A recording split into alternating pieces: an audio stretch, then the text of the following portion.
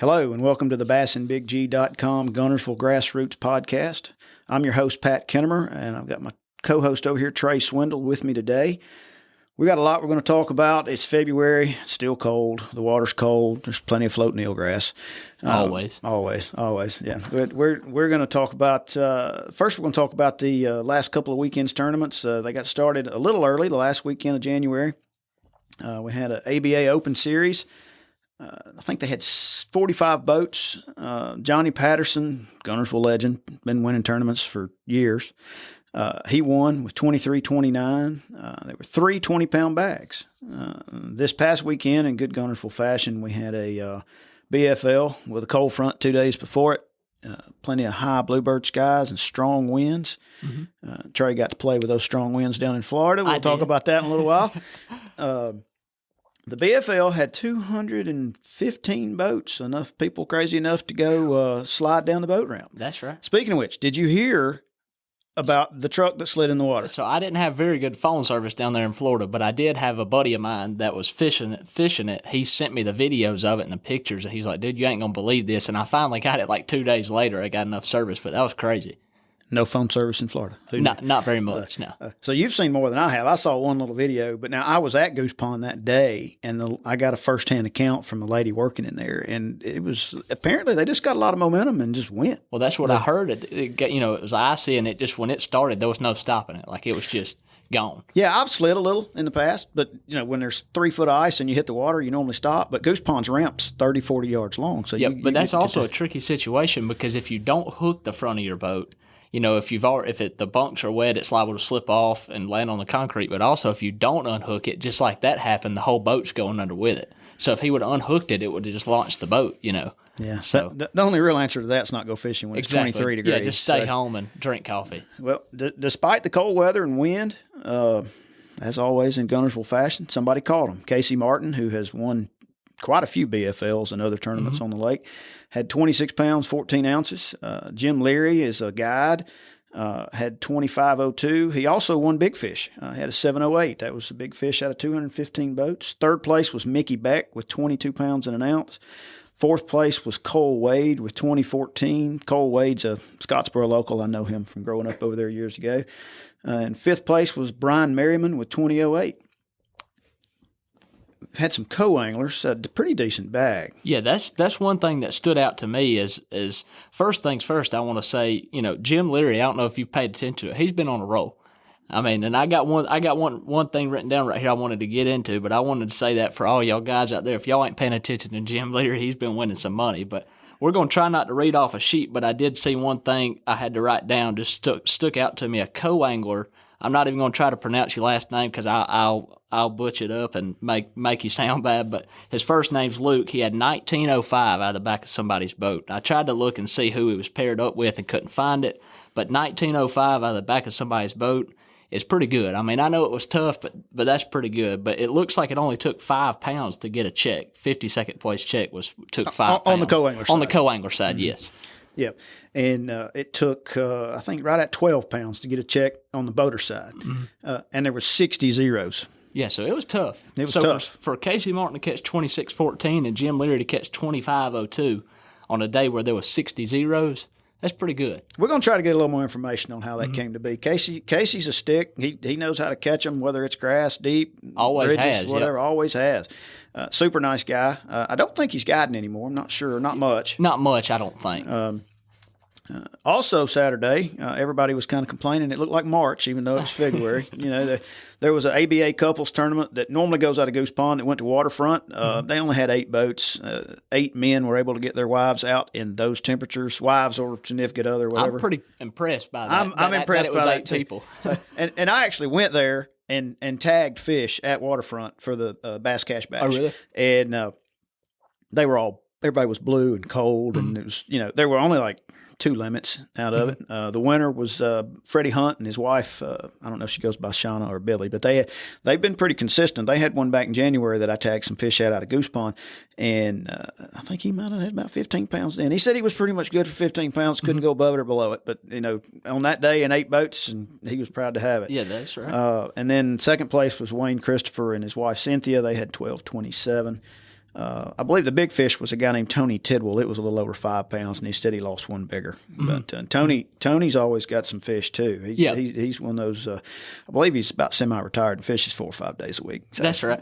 I will put you on the spot a little bit. Did you tag the boat or the truck at that tournament, or was it just money tags? Just money tags. Just money tags. P.D. Vincent, that owns the Bass Cash Bash, will be here in 2 weeks, and we'll be doing the boat and truck then. Awesome. Shooting videos, putting them out on Facebook, Instagram. So y'all let everybody know, right? Oh, absolutely. Yeah. Yep. We'll post them. I think there's the last year's release videos are still. I post the YouTube link to them on the Bass and Big G website, just so they're sometimes it gets hard to find stuff when you go back on social media. And we'll have them out YouTube, Facebook. He posts them, sponsors them. Does things to get them a lot of attention. Yep. But yeah, we want everybody to know. And before the tournament starts, I'm going to come out and put out a list of, hey, I let fish go at all these different ramps. Yep. Well, that gives people a good place to start, if they want to go look for one, because you don't just want to put in nowhere and where nobody let one loose. Let me tell you something, though. These fish travel. They travel. Yep, they do. They travel. I had one caught off the North Saudi Causeway with a guy crappie fishing. He was signed up. He caught it last year, and it was a prior year's tag. I let it go at Browns Creek. God. So that thing went from Browns Creek to North Saudi Goose Pond. Where had he been for the last year? I have no idea. But I let him go at the Rattle Trap tournament. And that's crazy. Yeah, it is crazy. And I've had them caught all over. We had the first year we had a smallmouth that we let go in Mud Creek get caught at the 117 bridge, on the river, way up, in Stevenson. And now it had come from that direction. The guy told me where he caught it from, and it was a quarter mile from the creek that he caught it when the guy caught it. And that was during one of the big floods. Yeah. So, also had a little wildcat out of Roseberry, Scottsboro City Park. A guy named Mitch Smith puts on a Thursday afternoon tournament there when the time changes. He was kind enough to actually put this tournament on for me to come tag some fish. So, it was cold. They only had 9 boats as well. Jonathan Barksdale and Jeremy Waldrop won that with 1490. I was able to get several tag size fish. We tag a lot of 2-3 pounders, tagged there. Supposed to have tagged out of Mud Creek on Sunday, and I got a text from the director on Sunday afternoon. He was sick. I don't know if it's COVID. That seems to be going around pretty strong right now. Yep. So he didn't get to have it. There was another NBT trail out of Browns Creek. I don't have the official results. I'm pretty sure James Cornelius won it with about 17 pounds. So here in just a second, we're going to have the ABA winner from the 29th of January, Johnny Patterson, on the talk with us. Good deal. I'm kind of glad we're having him on because, you know as well as everybody else, I've been down in Florida where it was real cold. Then it finally warmed up, but fishing was tough. And so I've been out of the loop of the Guntersville fishing, so I'm kind of glad to have him on the phone, maybe even get him to slip up and tell us a little bit about how he caught them. Yeah. Johnny and his partner, Brian Douglas, have been winning tournaments on Guntersville for a long time. I've got results on the Bass and Big G website back to 2014 when I started it. And when I started looking through them, I went, oh my goodness, Johnny Patterson, Brian Douglas, Johnny Patterson. They're just on and on and on every year. Yeah. Like I said, I'm excited to have him on. Maybe we can not get him to tell us where he caught him, but at least a little bit of an idea, because I'm going to try to go out there this week. I don't know about you, but I'm ready to catch one again. I imagine so. Well, I'm going to try to give Johnny a call. Hey, Johnny, are you on here with us? I'm here. All right. This is Johnny Patterson, the one of the local Guntersville legends. He's modest. He's not going to admit to that. But when I got to looking at prior results, I saw Johnny's name on a lot of them over the last 8 years. And if I had 8 years before that, I'm pretty sure Johnny's name would have been on those too. So Johnny, as we mentioned earlier, won the ABA Open Series a couple weeks ago. Pretty strong this time of year. Seems to catch them about every year. That's right. Yeah, Johnny, I had a couple questions for you. I saw on the little website that you said you caught them on some traps and a rattle trap and a chatterbait, which is kind of typical for this time of the year. How Guntersville is this time of the year. That's about all you got to throw out here. And if you can throw a rig, of course. But I was going to ask you, did you catch them on the deeper grass or was it shallower? What kind of depth were you looking at? Well, typically, they're on the edges, whatever edge you can find, whether that's the edge from 4 to 6 foot or from 6 to 8. And after that was a little over a week ago, and we had that massive cold front come through. It was Yes, sir. Down in the teens, and the water temperature plumbed at about 10 degrees. And I had been catching them up on that like 4 to 6 foot, but it had pushed them out a little bit. And actually, like I told those guys in ABA, I think that actually helped me because it pushed them to where I was. It kind of concentrated them, right? It got them out of those shallows and pushed them onto those lines, and where they were all scattered up there, and in that 4 foot, or maybe even a little shallower, some of them were. It pushed them out there to that other line, and they were a little reluctant to bite, but it bunched them up a little better. So it probably ended up helping me instead of hurting me. That's right. Let me ask you a question. When with them bunched up out there on the edge, and I agree, that's my personal preference too. I don't like being in less than 5 foot of water, but these young guys like no water. But when you're fishing on that stuff, are you using any kind of live scope technology or anything? Can you see them? Recently, I just got live scope or Lowrance Active Target. Maybe, I don't know, 2 months ago. This is my first time with it, so I'm really learning on that still. But it's at that depth range, you can see fish swimming around, and you don't necessarily see your bait. You don't see them react to your bait, but when you're in a good area, there's fish swimming around. If there's nothing moving around down in that grass, then they're obviously not there. And I just want a little bit of time I've used that. I've noticed a little bit of correlation there. Yeah, I went out for a couple hours yesterday, my first trip out, got the boat in the water, and I'm pretty sure I was nowhere near a fish, or at least my live scope didn't show me one. So I will say, I had one more question for you on kind of your tournament day. I know you said they kind of moved them, towards you, the cold front stuff, it kind of helped you. But did you kind of figure that out in practice, or was that kind of one of them just instincts, you just kind of realized that as the tournament day went on, or how'd that go for you?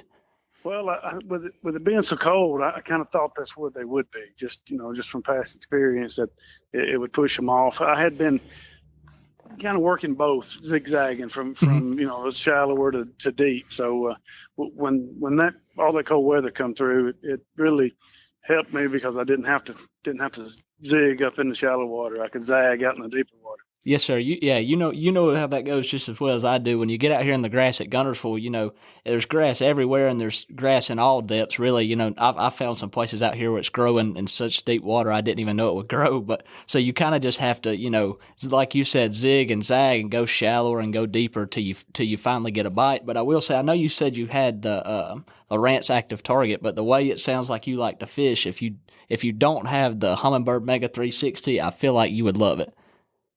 Yeah, you're probably right. And just in the last 3 weeks, I've got the 360 Ghost added on, and still experimenting with that as well. But it has a little bit of drawbacks. You can't run it all the time like you can the 360 with Humminbird. You have to. Your trolling motor head actually has to spin 180 degrees to get your picture. So if you're spot locked or moving down the line, you have to stop what you're doing and let it make a scan. So it's a little bit of a drawback, but it's pretty good tool regardless.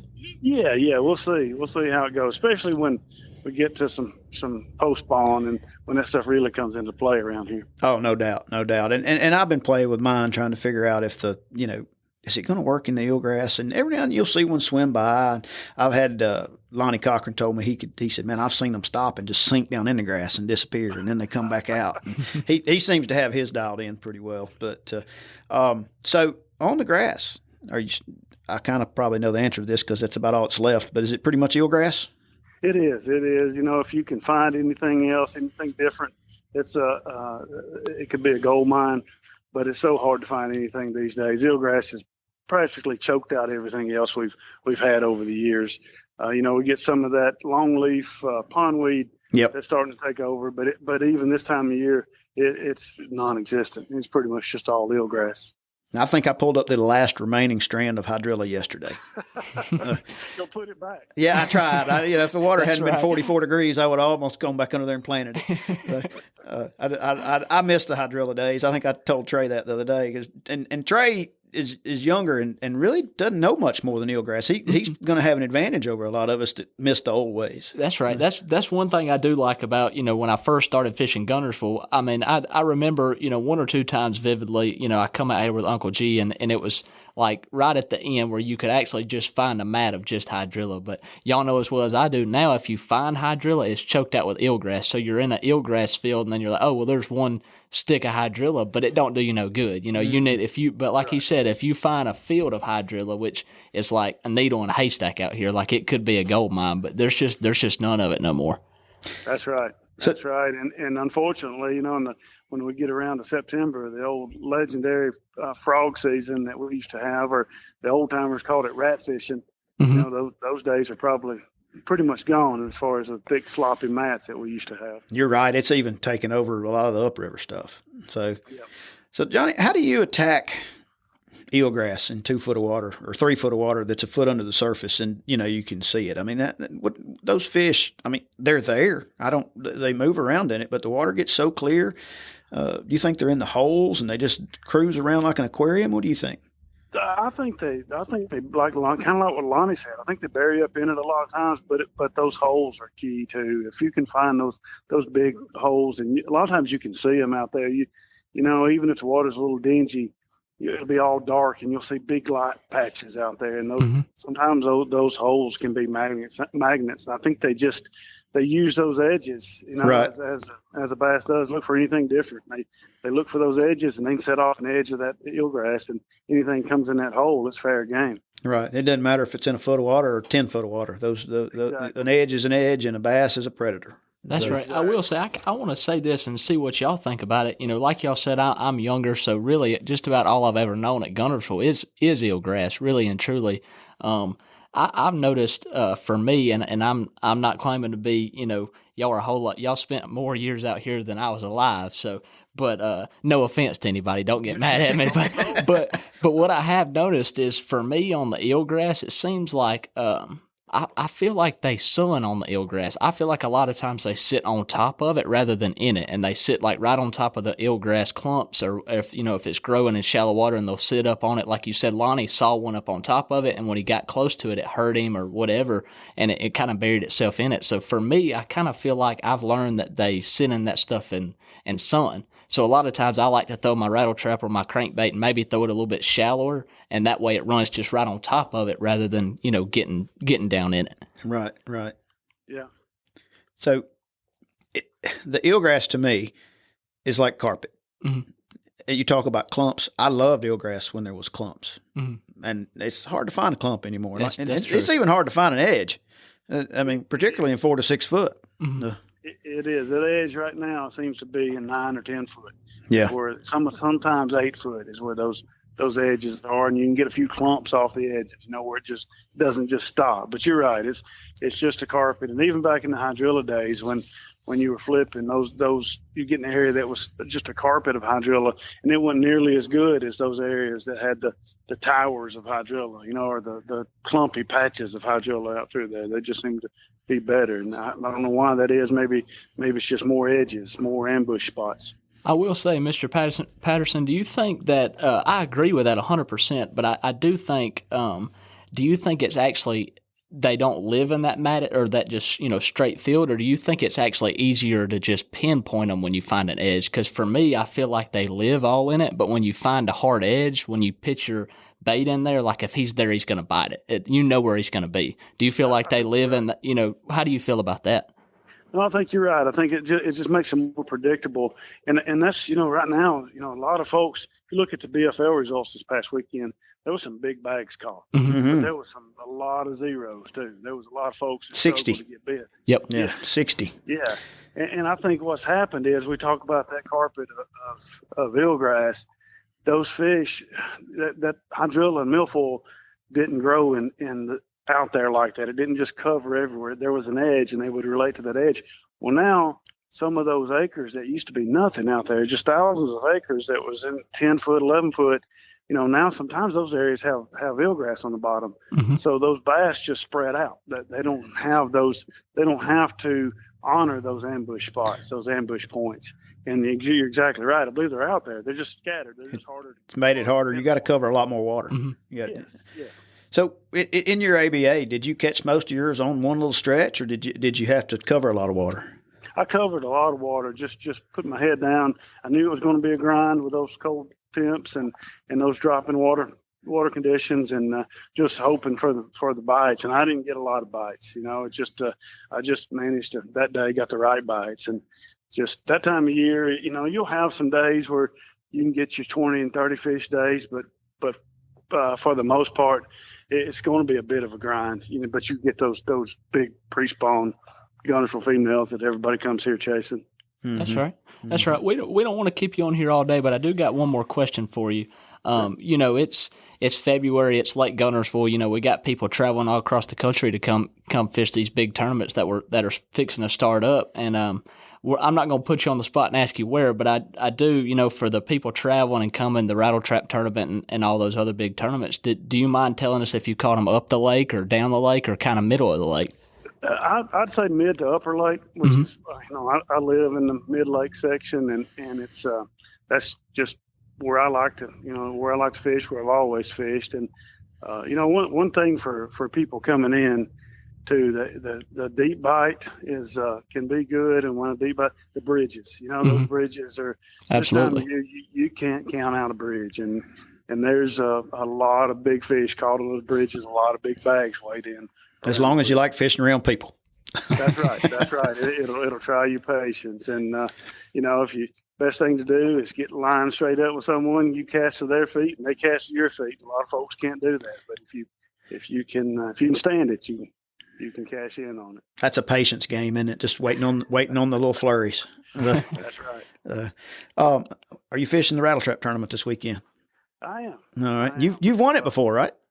Well, I have. My partner, Brian Douglas, and I, we actually hold the record for all the Rattle Trap tournaments. We had 29 something here 2 or 3 years ago. And I thought. It's yet to be beat. And if it gets beat this year, I hope we do it. Yeah, hope so. Well, I'm fishing it too. So, the only person I'd want to beat you might be me. So, I don't think from what we've done this past weekend, there's no threat of us getting close to it again. Yeah, I didn't feel very good about it yesterday either. And in good February Alabama fashion, it's going to be 60 until Saturday, and then I think the high last time I looked Sunday was 40 something, and we all know that's going to have a nice north wind to go along with it. Oh yeah.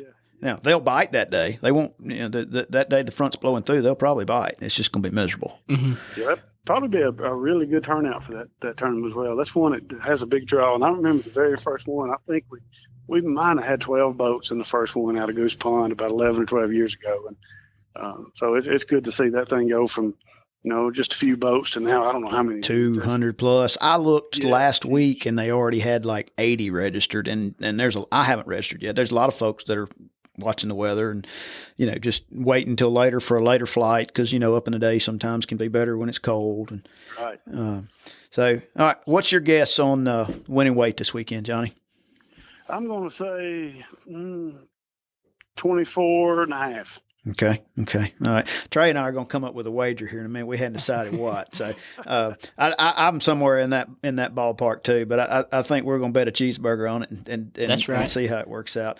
Johnny, I sure do appreciate you coming on, taking time to talk with us and providing some good, useful information. Well, guys, I appreciate it. If you win the Rattle Trap tournament and you catch 30 pounds, or even if you don't catch 30 pounds, I may have to get you back on here next time. All right. Anytime. Thank you, sir. You have a great day. Thank you. Thanks, guys. Bye. All right. Well, we just want to say again, thank you to Mr. Patterson for coming on. I feel like he's a super good guy. He's won a lot of money here, and I feel like he gave y'all some good information about what's going on in the lake and telling us how he caught them and even a little bit of where. And so I just want to say thanks again for him coming on, and we might just go ahead and go straight into minding your little bet about the weight it's going to take to win the Rattle Trap tournament this weekend. So I'll just go ahead and let you go first, and you tell everybody what you think it's going to take to win. I think it's going to take. I'm going to pick an exact number since we're making a wager. And okay. What's the rules? Can't go over. Can't go. We'll go. Yeah, you can't closest, go over. Or the person closest to. We'll go closest. We'll closest do that. to. All right. Okay. So 23.6. Well, daggone. Well, I was going to say 23.01, so we're going to be real close. That is going to be real close. It's going to be real close. Well, what's the deal? Are we going to do a cheeseburger or dinner, or what's it going to be? I'm cheap. We're going to go with a waterfront cheeseburger. That'll work for me. I like a waterfront cheeseburger. All right. So the Rattle Trap tournament this weekend, on Sunday, following a 200-boat high school tournament out of Goose Pond on Saturday. 200 plus. You never know for sure with those things. Probably have 200 in the rattle trap tournament. Guarantee it. It doesn't look like we're going to get any more big rain between now and then.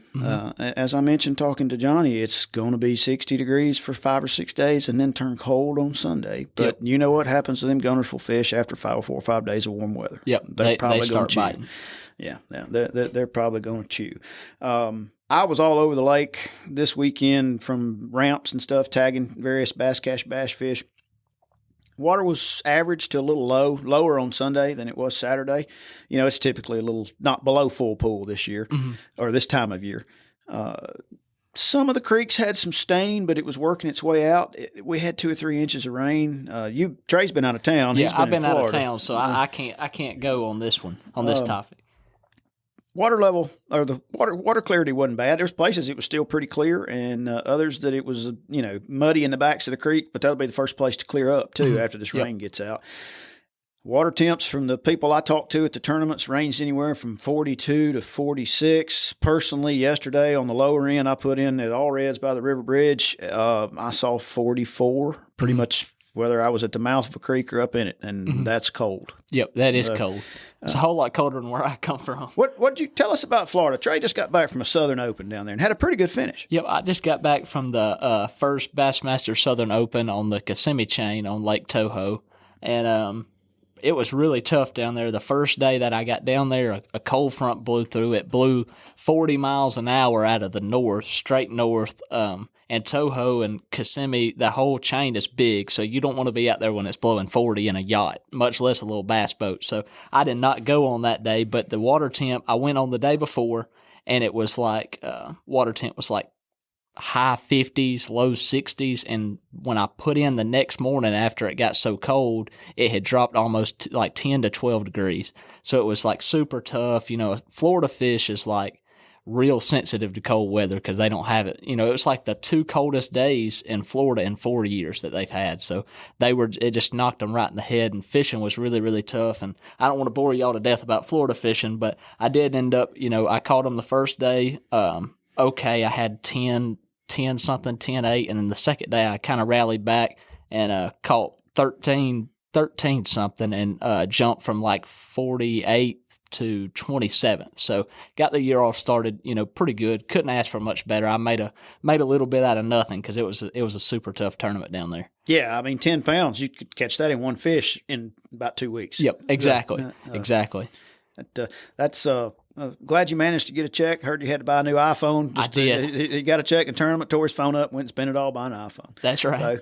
So, I talked to Paul, which Trey works at Waterfront, GTO some, has for how many years? I think about 3 years. And for y'all that don't know, Paul and Jana Ponder are the owners of Guntersville Tackle and Outdoors, and they also just recently this past year bought Waterfront. So now it's Guntersville Tackle and Outdoors at Waterfront. It's 2 locations on the lake. One's in Browns Creek, and one's kind of middle of the lake. They're super nice people, and they've took over both of those. And I think, if I'm not mistaken, Pat talked to Paul today or yesterday and kind of checked in with the hot baits, what was selling. And I'll just let Pat talk about that because I've been gone. So I did talk to Paul today. We're going to try to get him on. It's the last few days of deer season, and I didn't want to jam him up from going deer hunting this afternoon. Right. So he with the trap tournament coming up, clearly rattle baits, rattle traps. Bill Lewis rattle trap is the tournament, but they make a few other baits. He said the Echoes, which is one of their little square bills, had been selling. Yeah, it's always a good seller. I can't catch a fish on one of those things. I don't like them. But, I don't know why. I mean, Mike Carter, that guides on the lake, he catches fish on them all the time. Every day you look, he's catching them on an Echo. I can't do it. So, also said the MR6s were pretty good. Those are good. They're kind of like a little DT bait, but they're plastic. And they've got a new one. That's the MR12, a little deeper diver. I bought one of them. I hadn't thrown it yet. That's probably going to be a player.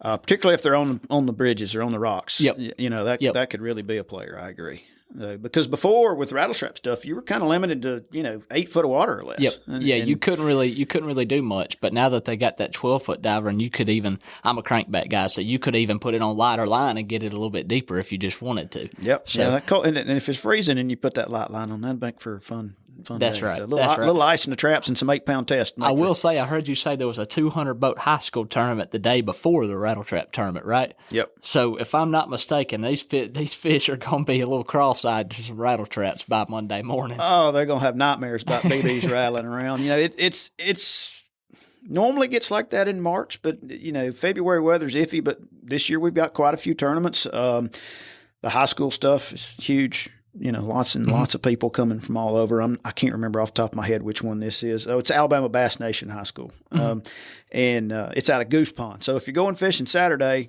put in somewhere else other than Goose Pond. Yeah, yep. And if it's below freezing, don't put in at Goose Pond because you slide down the ramp. That's right. I bet they've got a lot of salt there this weekend. Oh, yeah, I guarantee it. Paul also mentioned that the Toyota Series last year, about this time of year, maybe a week or two later, was won on a Profound Shaker Z, which is a rattle bait. And he said he would have a whole bunch of them in tonight. And today is Monday, February the 7th, and he said he would have them in tonight. And, of course, other standard Guntersville baits is the jackhammers, fire crawl, and shad colors. I think it depends on the day. One that came out last year that's been a real fish catcher is the Fritside, the Berkeley Fritside. He said the 5 and the 5 big ones. He said he had quite a few of them. He didn't have them all in every color, but he had quite a few. And those are they're slow, but it's a good little crankbait. It's a good plug. Of course, the A-rig. 3.5, 4 inch baits. I did not hear a lot of people talking about catching them on the rig this weekend. Maybe it's a week or two away. The fish have gotten smarter on that thing, to me. They have. Over the years, that's been the go-to bait this time of the year is a rig, and they've just, I think the fish have just gotten so trained to it. They've seen it so much, they just kind of shy away from it. But no, I agree. I agree. There's days that it's the only thing you need to be throwing, but those days are not what they used to be. When it first came out, I mean, we were throwing 6-inch shadowlicious on there. You'd come home, feel like somebody beat you with a boat paddle. Yeah, and I'm old, so I get sore easy from fishing for too many days. But I don't catch near as many fish on them as I used to. Not quality fish, anyway. Used to catch some big ones on it when it first came out. So the other baits, typical Guntersville baits, Rapala DT6. They've got a new DT8 out. Demon color. It's red. It's Guntersville. It's spring. It's probably throwing something red or orange. And then there's another one, the OG Slim and Tiny. Yep. Which I think is a little square bill. That's a Rapala, little narrow square. Yep, it is. And they had the OG Slim, and it was a bigger size. It was a flat side, wooden bait. It was really good bait. But now they've come out with a junior, and it's almost half the size, so it's a little bit tougher to throw. But it's a super small bait, and in the wintertime, that's what you want. Especially like on Guntersville around that grass, they love a tight wobble. That's what makes the Fritz side so good when it gets cold. They don't want nothing real erratic. They want it kind of, just real tight wobble. That's one of my favorite baits to throw of all time is the DT6 and Demon and the DT6. That's my go-to bait this time of the year at Guntersville. Really? Yep. What pound line do you throw that on? I throw it on 12. 12, yeah. Fluorocarbon? Yep. Yeah, I throw it on 12 That's kind of what I like, too. I'm good at breaking them. If you slap them on the side of the water, they're going to fall apart. And you're not supposed to do that. It's especially a balsa bait. and especially when it's cold. It don't make it no better. When it's cold. So this weekend, we've got Alabama Bass Nation High School out of Goose Pond. We've got a hooked bass club out of Browns Creek. Sunday, you got the trap tournament. Got a crappie tournament also. And then starting 2 weeks from today, which is when we'll probably be recording our next podcast, is the Money Mondays Wildcat. That's a group of people that work weekends and started putting on a little Wildcat on Mondays. That goes from safe light till noon. They had a pretty good turnout. Apparently there's a lot of people that either just don't work or don't work on Mondays. That's right. So, but they're kicking off. That's their first one. It'll be February 21st. That same week, which is reaching out a little far, is the Toyota Series. So on top of everything else that's going on this weekend on Guntersville, how much you want to bet there's a couple hundred Toyota Series folks here practicing? I will say one thing that stood out to me that it just made me happy you realize that because I would have totally forgot. But did you see where the Toyota Series anglers can actually lock through to Wheeler? I did, and that's new. That is new, and it's interesting that that's even a thought. But Wheeler's been fishing pretty good, and those smallmouth can eat too on that upper end. If it doesn't get a flood, somebody might lock through and be a player on that. I think even if they don't lock through and run all the way down to Decatur, you can lock through and be right there on the bottom side of the dam. That's what I'm talking about. Yeah, there on the tail race. Yep, right there in the tail races. A lot of giants get caught, and most tournaments that are won. Like the Alabama Bass Trail, it goes to Wheeler about every year, and it's just about always, if not one, somebody in the top 5 comes from the tail race. Particularly if it's spring. Yep, exactly. So that'll be interesting. I'm anxious to see how that plays out. Yeah, if somebody shows up with 26 pounds of smallmouth, there's a really fine chance they were below Guntersville Dam. Absolutely. So, well, that'll wrap it up. We appreciate everybody tuning in. If you enjoyed it, you can follow us on YouTube. The podcast will be on the Bass and Big G website and available on your podcast app of choice, Apple, Spotify, pretty much all of them, Google. We'll be back in a couple weeks.